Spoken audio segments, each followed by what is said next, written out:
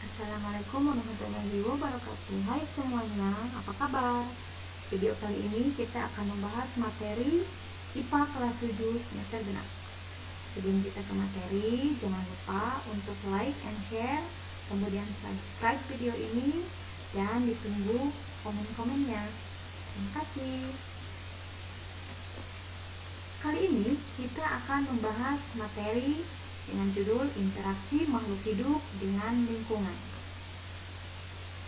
Adapun tujuan pembelajaran kita hari ini adalah yang pertama, peserta didik dapat menganalisis interaksi antara makhluk hidup dengan lingkungannya serta dinamika populasi akibat interaksi tersebut.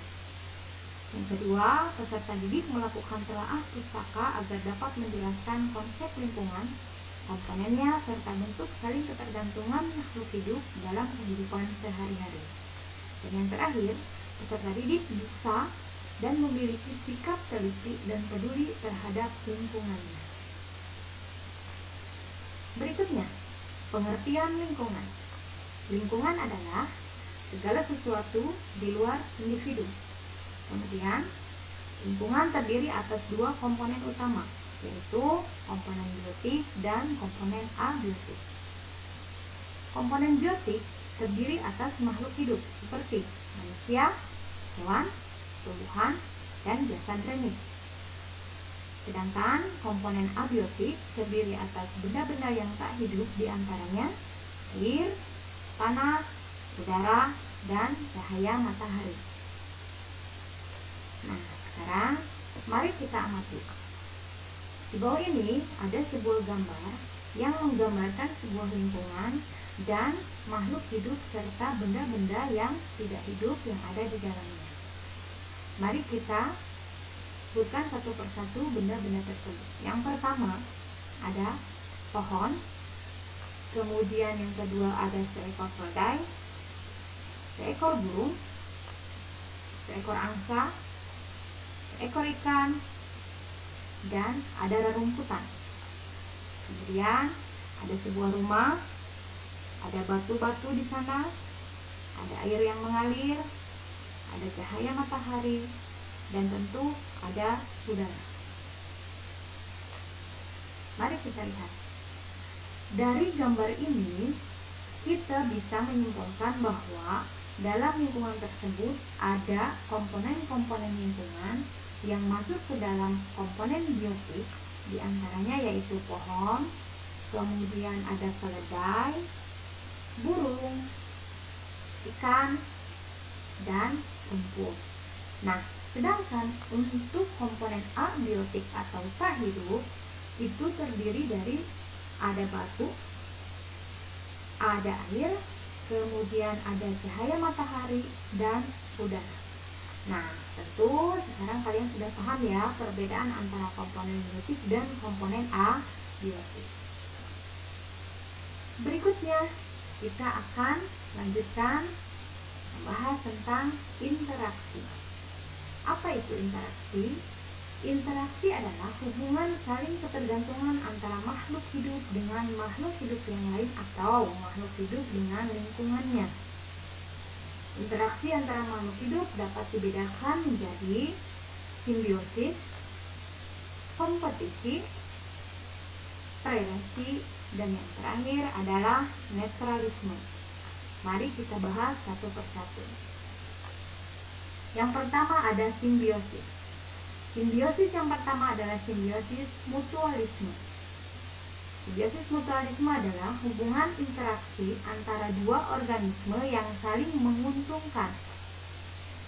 Bisa kita lihat gambarnya di sini ada seekor kerbau dengan burung pemakan serangga. Kemudian yang kedua itu ada simbiosis komensalisme. Komensalisme adalah interaksi antara dua organisme di mana yang satu mendapatkan keuntungan dan yang lain tidak merasa dirugikan. Bisa kita lihat contohnya di sini ada ikan paus dengan ikan remora. Kemudian ada batang pohon yang ditempeli oleh tumbuhan anggrek. Berikutnya ada simbiosis parasitisme. Simbiosis parasitisme adalah interaksi dua organisme di mana Yang satu diuntungkan, tetapi yang lain itu dirugikan. Di sini contohnya misalnya nyamuk ya dengan manusia. Kemudian ada di sini contoh lainnya adalah tumbuhan tali putri yang menempel pada tumbuhan inangnya. Nah, yang berikutnya itu adalah kompetisi. Kompetisi itu adalah interaksi antara dua organisme atau lebih yang bersaing dalam mendapatkan sarana untuk bisa tumbuh dan berkembang. Kita lihat di sini kompetisi ini bisa kita katakan adalah persaingan dalam mencari atau untuk bertahan hidup. Kemudian yang berikutnya ada predasi. Predasi adalah interaksi dua organisme di mana yang satu berperan sebagai pemangsa dan yang lain itu sebagai mangsa. Contohnya seperti ini, ada citah dan rusa. Kemudian yang berikutnya ada netralisme, adalah hubungan antara dua organisme yang tidak saling mempengaruhi walau berada pada habitat atau tempat hidup yang sama. Contoh misalnya seekor domba dengan ayam, mereka tidak akan saling mempengaruhi karena mereka punya kebutuhan yang berbeda. Berikutnya, interaksi antara makhluk hidup yang berupa kegiatan makan dan dimakan. Yang pertama ada rantai makanan, itu adalah proses makan dan dimakan yang membentuk garis lurus, sederhana dan tidak bercabang. Nah, rantai makanan ini terdiri dari produsen, kemudian ada konsumen primer, ada konsumen sekunder, konsumen tersier, dan yang terakhir itu ada konsumen puncak. Kita bisa lihat contohnya di sini ada produsennya adalah rumput atau tumbuhan hijau, kemudian ada konsumen primernya yaitu belalang.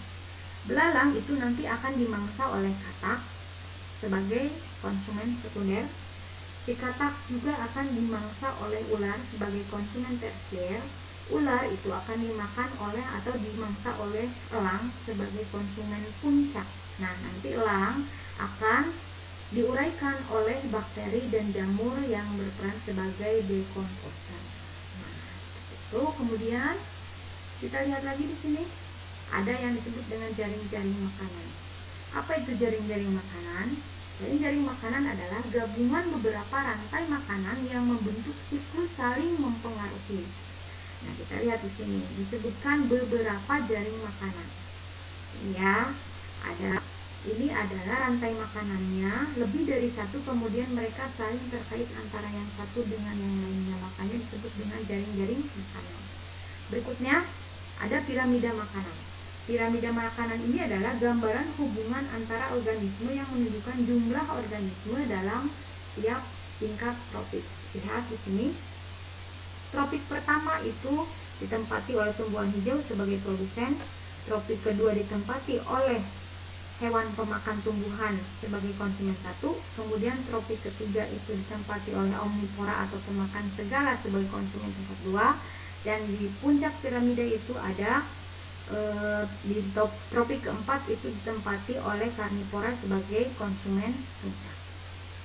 Nah, demikian video pembahasan materi tentang interaksi makhluk hidup dengan lingkungannya.